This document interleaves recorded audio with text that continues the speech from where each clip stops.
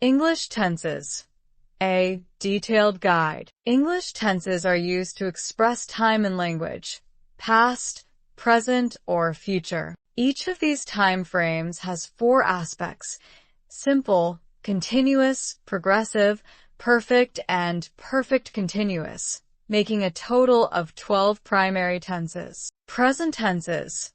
1. Present simple. 2. Present continuous, progressive. 3. Present perfect. 4. Present perfect continuous. Present simple. Structure. Subject plus base verb plus s/es for third person. He works. They play. Usage.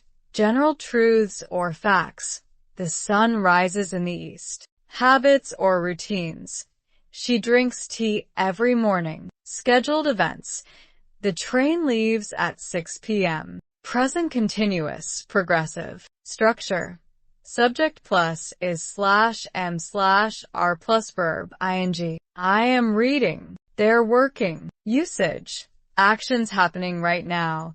She is cooking dinner. Temporary actions. I am living in London for a month. Future arrangements.